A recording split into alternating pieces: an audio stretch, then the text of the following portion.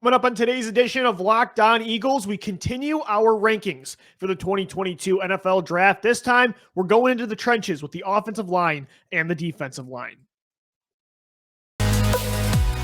You are Locked On Eagles, your daily Philadelphia Eagles podcast.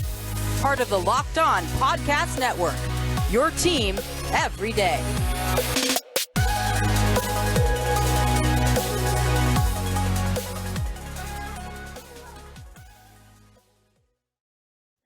We thank you so much for making Locked On Eagles your first listen each and every day. Welcome in, everybody, to a Friday edition of the show. I'm Louie DiBiase. Make sure you find the podcast 5 days a week, Monday through Friday, on all podcast platforms, available in video form as well on YouTube, and hit us up on Twitter at Locked On Birds and at DiBiase, LOE.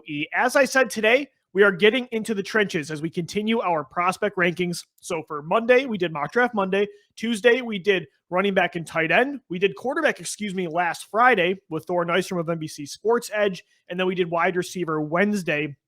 Today, we are diving into our tackle rankings, guard, and the defensive line, edge, pass rushers, and defensive tackles. So I went 1 through 5 with tackles and guards. I did 1 through 10 on the edge, and then I did 5 defensive tackles. I like to go, more substantial with positions I really think the Eagles are going to hone in on, and also positions that, quite frankly, I think fans take more of an interest to. These are two positions the Eagles invest in more than maybe any team, and they've invested in these positions more than any other by a substantial margin over the last, not even just the last decade, but the entire 21st century, with Andy Reid and Joe Banner, Chip Kelly even, and Howie Roseman. No matter who it is, with Jeffrey Lurie as the Eagles owner, this team's philosophical backbone is you build from in to out.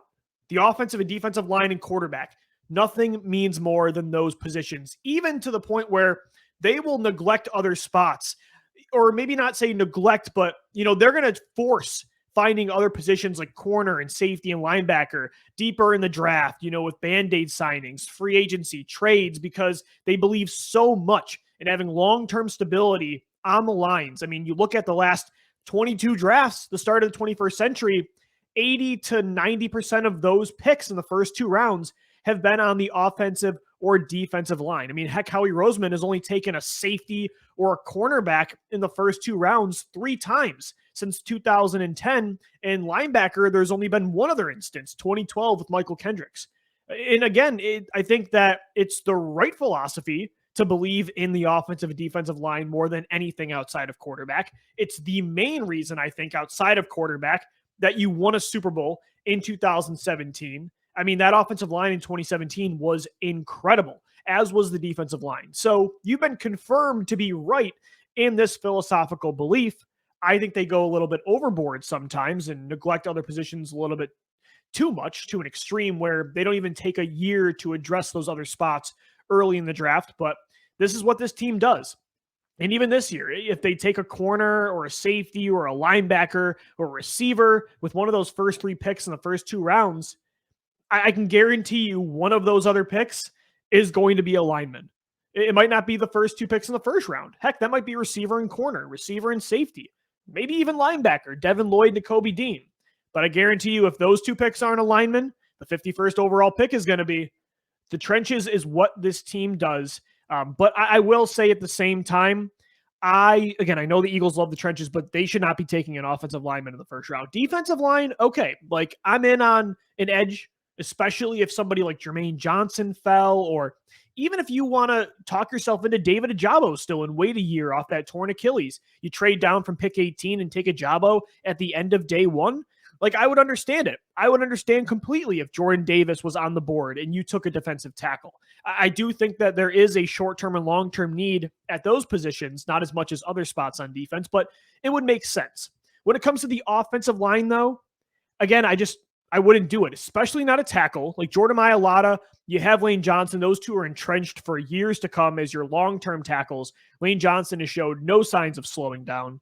But even like the interior offensive line, I know Tyler Linderbaum from Iowa is getting a lot of connections with the Eagles because, again, that's just what they do. Jason Kelce could retire soon, and it makes sense that he would be the perfect Kelce replacement at center. You can keep Landon Dickerson at left guard. You can keep Isaac Seumalo at right guard. But I think it would be forcing it. I don't think it would be the best player available on the board. And I don't think it's even close to being a top need. Because while, sure, you could keep Dickerson at the spot he's balling at right now, and Isaac Seumalo is a really good guard as well when he plays. Very underrated because he's been sandwiched between Hall of Famers and all pros up front. I think one of those guys, they've both had safety backgrounds, I should say center. You can tell what's on my mind position-wise, but I think they both have a background of playing center at Oregon State for Seumalo, at Alabama for Landon Dickerson. So you have two options there already. You have Jack Driscoll, who showed he can play at a pretty good level at right guard, as did Nate Herbig. Like, those are four in-house options on the interior offensive line that are young, that are inexpensive, and I just simply think it would be forcing what you believe in philosophically if you took like Linderbaum or Kenyon Green, and I don't think the Eagles should do it. Normally, even though it never excites me if they take a lineman, it's the meat and potatoes. But I do recognize that you have to do that. Normally, I don't stick my nose up at it because it is the meat and potatoes. Like, if you want the sexy sides, you have to have that as well. But this year, if they took a lineman on the offensive side of the football in the first round, maybe even the second round, I don't think I would be happy about it. I think there needs to be a year where they take a break from that, especially when you have long-term pieces at all the spots, and prioritize other things in the draft. That doesn't mean don't take a lineman in the third round or at all in the draft, but those first three picks, I really don't want it to be offensive line. But you never know with the Eagles, right? You never know with this team. They love to go trenches. So let's take a look at what their options could be. And we'll start here with the tackle positions, which I think is the least likely of the Eagles' first round selections. But just taking a look here, I do think that, you look at Ikem Ekwonu from NC State. I think he's going to be maybe the first overall pick with Jacksonville. So I don't think the Eagles are even going to have a chance. I like him better than Alabama's Evan Neal. I love both players and their upside. Like, these are top tier tackles that should be top 5 selections, and I think they will be. But Ekwonu, I think Neal is the safer pick. But you guys know me, like, even 2013, going that far back, Eric Fisher and Luke Jokel, ironically enough, were seen as safer picks than Lane Johnson. It's why they were the first 2 picks off the board. Lane Johnson was 4th overall, but I think it's clear that Lane Johnson, not even close, is the best player of that top 5, and he was the upside guy. So I tend to lean Ekwonu number 1. Evan Neal is my second tackle overall, and then I like Charles Cross, too, from Mississippi State at 3, but I think all 3 of them are going to be top 10 picks anyway, so I don't think the Eagles would have a chance. I like Trevor Penning. He from UNI is my 4th overall tackle. And then Darian Kennard from the University of Kentucky. Kind of a tweener. Maybe translates more to guard at the next level. But I really like his size and reach. Learning to get better anchoring against bull rushes. I noticed he struggled against, some power rushers at the Senior Bowl a little bit. But I really like the upside with Kennard as well. He could be an option for the Eagles, maybe in the second round, if you do think that he could be your Halapuli Vadi Vaitai tweener that plays so many different spots, your roamer, if you will, on the offensive line. I do think Darian Kennard would make some sense. But when it comes to my top 5 tackles, Ekwonu, Neal, Cross, Penning, and Kennard, I don't think the top 4 make sense for what the Eagles want. And then if we take a look at the tackle position moving to guard, now this could be in play. Again, I don't want this to be the case, but I do think that when you look at the tackles, Tyler Linderbaum specifically, it does make some sense that they would want to go Linderbaum or Kenyon Green from Texas A&M. Those players, they certainly are options. I don't think they should be, but here are the top 5 guards that I would go with if I was the Eagles. My top 5 guards would be in this order. Number 1, it would be Iowa's Tyler Linderbaum. Number 2, I like Kenyon Green from Texas A&M. I think he'll probably be a day 1 pick, as will be Zion Johnson from Boston College. Those are my top 3. And then I really like Sean Ryan, too, from UCLA, and Dylan Parham from Memphis. Those are 5 options that I think will interest the Eagles. I don't think tackle makes much sense for this team.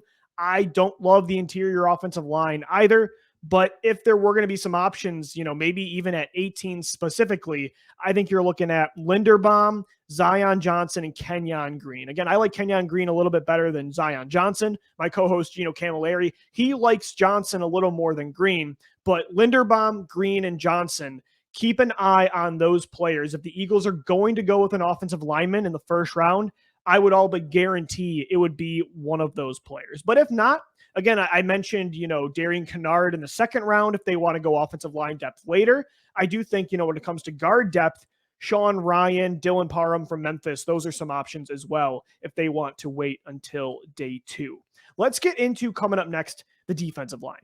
This is a position I think there's a much better chance the Eagles go with early on. It could be edge or defensive tackle. It could be both. And it could be a tweener now with this new look defense. That's coming up next right here on Locked On Eagles. And guys, today's episode of Locked On Eagles is brought to you by Blue Nile. At BlueNile.com, you can celebrate all of life's special moments, from creating the custom engagement ring of her dreams to gifting. And guys, today's show is sponsored by BlueNile.com. At BlueNile.com, you can celebrate all of life's special moments, from creating the custom engagement ring of her dreams to gifting a classic and timeless jewelry piece, all at the prices you won't find at a traditional jeweler. From diamond jewelry, cocktail rings, tennis bracelets, they have it all for this Mother's Day. Get your mom, wife, girlfriend, heck, even the in-law, something special this year at Blue Nile. Whether she prefers a statement piece or everyday subtle elegance, BlueNile.com has fine jewelry options for every mom. Shop high-quality classic diamond earrings, elegant tennis bracelets, or gemstone pendant necklaces. Whether it's everyday fine jewelry or wedding rings and bands, they have you covered. If you're looking for jewelry but you're having trouble choosing, Blue Nile also has experts on hand 24/7 on the phone or with online chat, and to help you find a memorable gift at every budget. This Mother's Day, give mom something she'll treasure forever with fine jewelry from BlueNile.com, and Lockdown listeners get $50 off $500. This podcast exclusive is only good through Mother's Day, so get it while it's good. Use the promo code LOCKDOWN. That's promo code LOCKDOWN. Plus, everyday orders are insured, shipped free, and arrive in discreet packaging that won't give away what's inside. Shop stress-free and find your forever piece. Go to BlueNile.com today.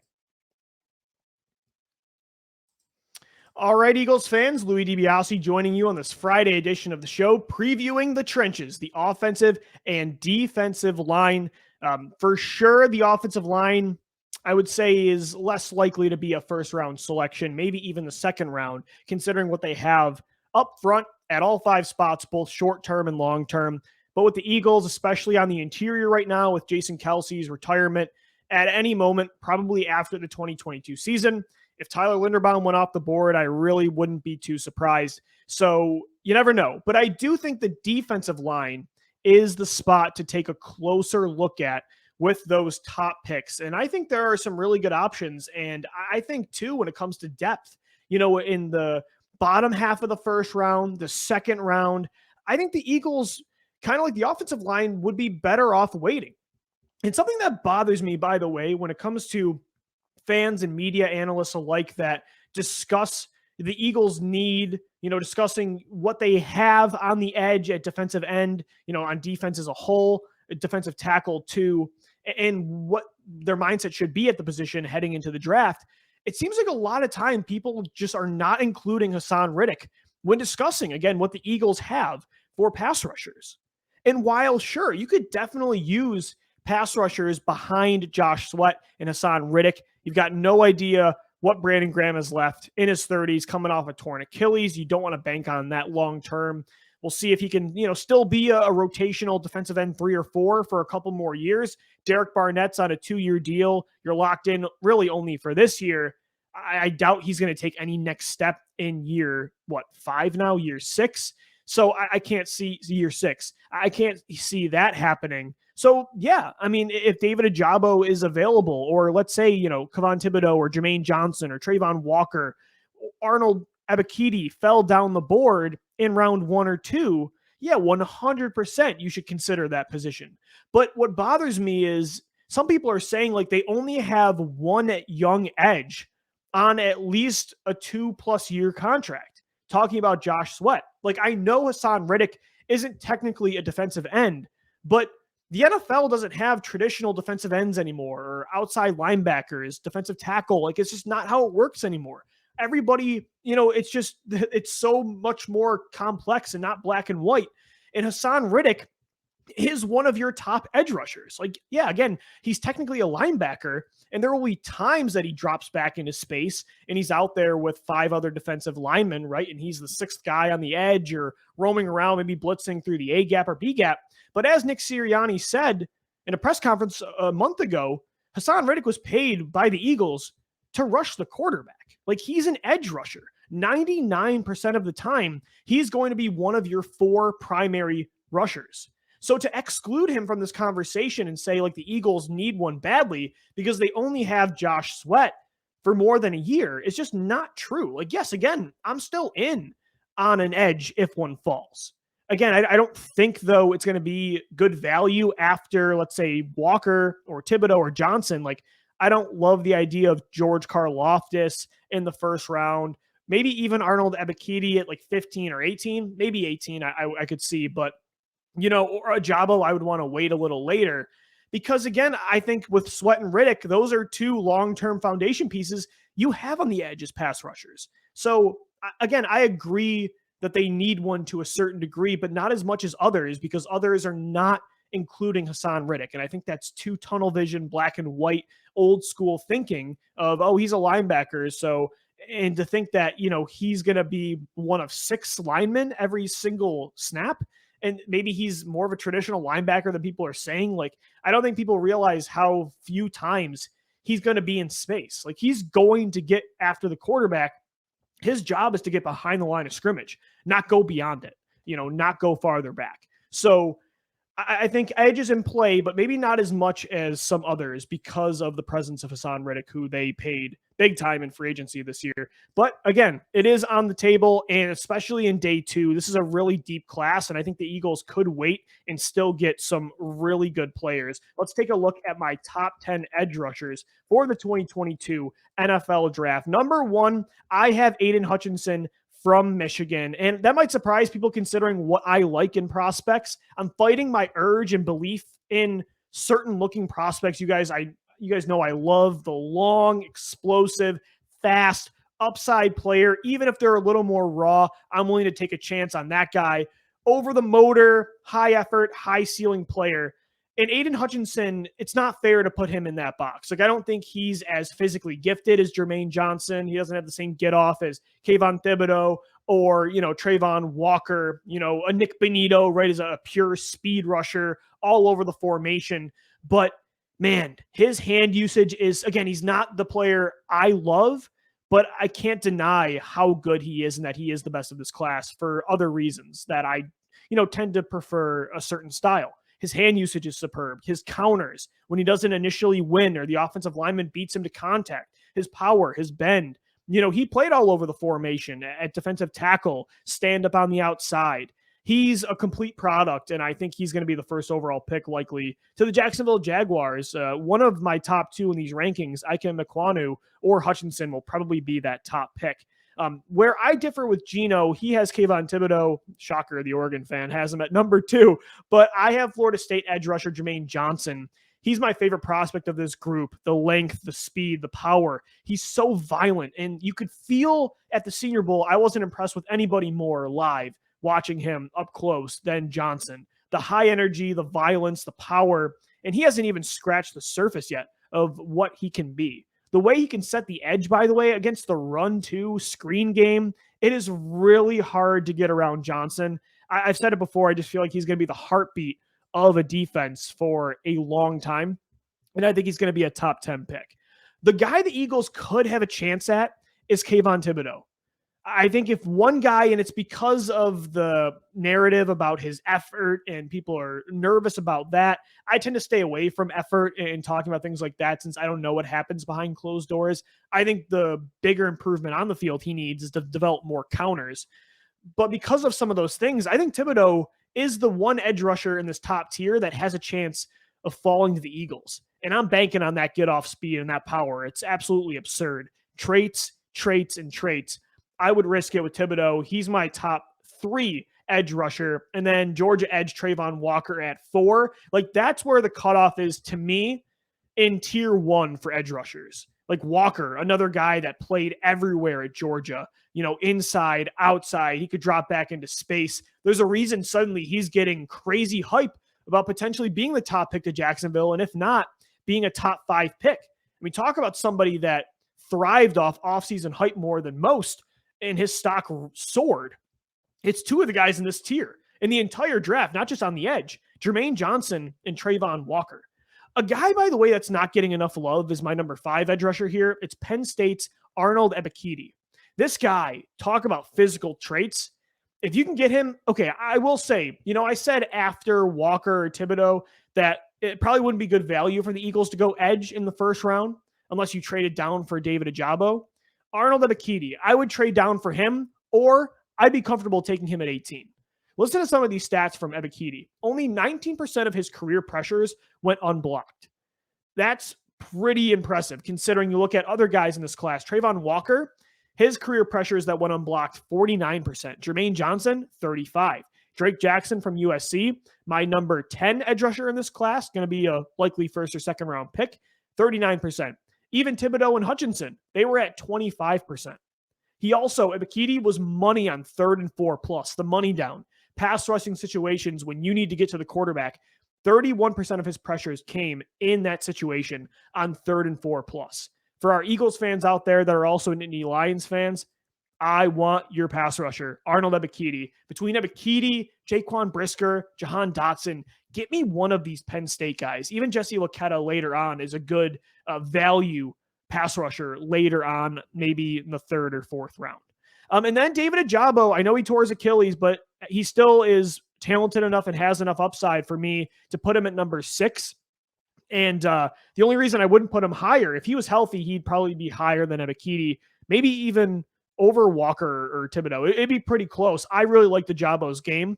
I think for the Eagles, he still makes sense because you got to think long-term with this team, with this draft. Like, you want the guy to come in and be an instant impact player right off the bat. The Eagles are trying to win this year, but at the same time, like, they're still building, and you don't not take Ojabo because he's not going to probably play this year. Yeah, if there might be a tiebreaker between him and Ebiketie. Like if they're, 18 and 20 on your board, yeah, the tiebreaker might be the injury. A torn Achilles is coming into the NFL. We know with Sidney Jones is nothing to just overlook, but the talent is still there, and the Eagles still have a long-term look here with the draft that he's number 6. George Karlaftis is lower for me than most at 7. High floor, low ceiling player. I don't know. I saw the Brandon Graham comparison. I feel Derek Barnett-esque too there, where I just don't know if he'll ever be good enough to justify a first-round pick. Gives me like AJ Epinesa vibes a few years ago from Iowa. And then at number 8, I love Oklahoma edge rusher Nick Bonito. Had the second highest percentage of sacks come within 1.6 to 2 seconds, according to Pro Football Focus. He is explosive. He can get to the quarterback really fast, and he can line up everywhere. Like he was a lot of the time as your Jannard Avery, like stand up blitzing from the inside. Keep in mind, a lot of those pressures that came within 1.6 to 2 seconds did come, in the middle. So it's a lot easier, I think, to get to the quarterback blitzing and going through the A gap or the B gap compared to winning one-on-one on the edge, maybe even being double teamed a lot like Thibodeaux and Hutchinson were. And, those top tier guys, Jermaine Johnson at Florida State as well. But Bonito makes sense now for the Eagles because he is a Hassan Riddick type tweener that you're going to move across the formation. He's not a traditional hand in the dirt defensive end. He wouldn't work in Jim Schwartz's defense, but he works in Jonathan Gannon's defense, and I could see them taking him in the second round. Same with Boye Mafe from Minnesota. Really impressed me at the Senior Bowl. He had the 3rd highest percentage of pressures coming on 3rd and 4+ in this class at 26%. And then rounding out my top 10 is USC edge rusher Drake Jackson. One thing, and I talked to a USC scout that I'm good friends with, want to see him give more effort. That's definitely the area of improvement with him. He's got to give 110% every snap, and you don't always see that. You see him take some plays off. But again, with me, I'm willing to take a risk on those kind of guys sometimes because the upside is there with the traits. And I think Drake Jackson, if he does, find that motor, because it's not like he never has it. He's not Jalen Reagor where it feels like he's taking the play off 50% of the time. Like, it does look like he genuinely loves football.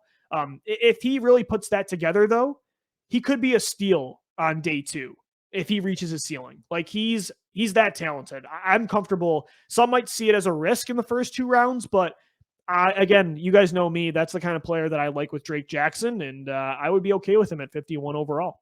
So those are my top 10 edge rushers in the 2022 class. It's a deep class. I think the Eagles could go with one early, especially if they do see some fall in that top tier. Like specifically, I think the only 2 that have a chance are Jermaine Johnson or Kayvon Thibodeaux.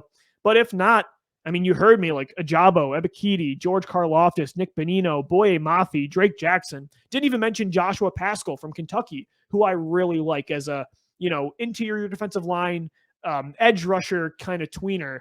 It's a good deep class, and I think you could wait and be just fine for the Philadelphia Eagles. Let's get into the interior coming up next. We'll talk defensive tackles, my top 5. But guys, first, a shout out to another one of our sponsors. It's the official sportsbook of the Locked On Podcast Network, Bet Online. Make sure you're betting on where you think the Eagles are going to go in the draft next week, what positions are going to go at what spots, how many are going to go in each round. You can find all of it at your number one source for all your betting stats and sports information needs at betonline.net. Find all the latest sports developments, league reviews, and news, including this year's NBA playoffs and the start of the MLB season. BetOnline is your continued source for all your sport wagering information, from live betting to playoffs, esports. Boston Scott taking over for a team this year. Jay Ajayi, too. The Eagles are pretty in on esports. So much more. Head over to the website, betonline.net today, or use your mobile device to learn more about the trends in action, because BetOnline, it's where the game starts. All right, Eagles fans, welcome back into this Friday edition of Locked On Eagles. Thank you so much for making Locked On Eagles your first listen each and every day. Also, guys, an announcement. Next Thursday, for the first time ever, Locked On is hosting live coverage of the entire 2022 NFL Draft, starting with the first round from our studios in Dallas, with pick-by-pick analysis from our local team experts, including myself and draft gurus across the network. Tune in all 3 days as our draft team guides you through every pick and every trade in real time. It all starts on Thursday, April 28th at 7 p.m. Eastern Time, available on Locked On NFL on YouTube and on the Odyssey app. Today, we're continuing our rankings on Locked On Eagles, going through the 2022 NFL Draft prospects, talking offensive line. We did our top 5 tackles and guards. I gave you my top 10 edge rushers. Now I want to give you my top 5 defensive tackles. Defensive tackle, I feel I'm kind of split on what the Eagles should do, because while Fletcher Cox is only on a 1-year deal, and it probably is his last year with the Eagles, if not second last, I don't know how much longer he has. At the same time, and again, Jordan Davis would probably be the best player available on the board at 15. And he is a game changer, I think, at the position, at an important position. So I'm not saying don't take an interior lineman. I would rather have Jordan Davis than most other edge rushers, over David Ajabo, over Arnold Ebiketie for sure, maybe even over Thibodeaux. I think you could make the case. But after Davis, I don't know. I don't love the idea of Devontae Wyatt in the first round. Again, it is a need per se, because you don't know what Milton Williams is going to be. But between Javon Hargrave getting a new deal soon, coming off a career year in Philadelphia, between what I really liked from Milton Williams, the progress he made in the second half of the season, it is a need for sure. And you want more than 2 tackles. The Eagles love getting pressure up the middle, especially against non-mobile quarterbacks. It kills them. But I don't think, kind of like edge, if Jordan Davis doesn't fall, anybody's going to be worth that pick. Here's a look at what my top 5 has to offer. And number 1 is Jordan Davis, I think, by far. And then there's quite the drop-off. I think Devontae Wyatt, I think kind of like David Ajabo, he benefited from having, Aidan Hutchinson on the other side for Ajabo, Wyatt having Jordan Davis next to him, having Travon Walker next to him as well. But I will say, on the other end, Davis and Walker did benefit from having Wyatt. So I think Wyatt's a good player. I think he's a first-round prospect, but I just think compared to, the tier of corners that are going to be available, the safeties as well, Wyatt's not good enough, and it's not a big enough need for me to say it's justified taking him at either spot. If the Eagles do want to wait, though, Perrion Winfrey at number 3 from Oklahoma, man, he wrecked the Senior Bowl. This is a pass-rushing defensive tackle, might even be a late first-round selection. And then for me, number 4 was actually a guy I mentioned in segment 2 talking about edge rushers. It's Joshua Pascal from the University of Kentucky, But again, technically he's listed as a defensive end, but he reminds me kind of Charles Omenihu from Texas a couple of years ago, now on the San Francisco 49ers, where I think that Pascal is going to play a lot inside, especially with the Eagles. Like if they have Hassan Riddick out there too, and you have 5 linemen, he'll be that 5th lineman with his hand in the dirt. So I think Pascal is a versatile player that would be really good value at 51. And then number 5, Texas A&M defensive tackle, DeMarvin Leal, more of a 3-tech. I don't love his pass rushing ability. And to me, that's the priority for me at all spots on the defensive line. So he'd be my number 5 guy. So yeah, to me, I like Davis in the first round, but after that, I think if the Eagles are going to go with a defensive tackle, I like probably more day 2, second or third round. If Perry and Winfrey would fall, that's a player I like. I think Joshua Pascal makes the most sense as somebody that, again, when Hassan Riddick's out there, can play, more inside. He can also play on first or second down as a traditional defensive end. I think he can kind of do it all. Another Milton Williams type of versatile player. If you had a rotation of Hargrave, Cox, Milton Williams, and Joshua Pascal as your 4 primary inside defensive linemen, I think that's a good situation to have. DeMarvin Leal maybe even 2 later on, but Leal is my least favorite of this top 5.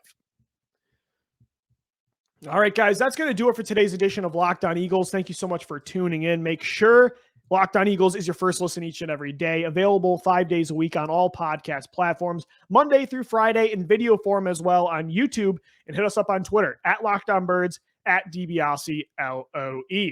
As always, thank you so much for making Locked On Eagles your first listen each and every day. Make sure the Locked On NFL Draft Podcast is your second listen with Ryan Tracy and former NFL cornerback Eric Crocker. They bring the draft to life each and every day within 30 minutes, talking about all the latest prospect news that you need and analysis as well, with the draft just less than a week away, guys, 6 days away. As always, thank you for downloading. Thank you for listening and watching, and let's go Birds.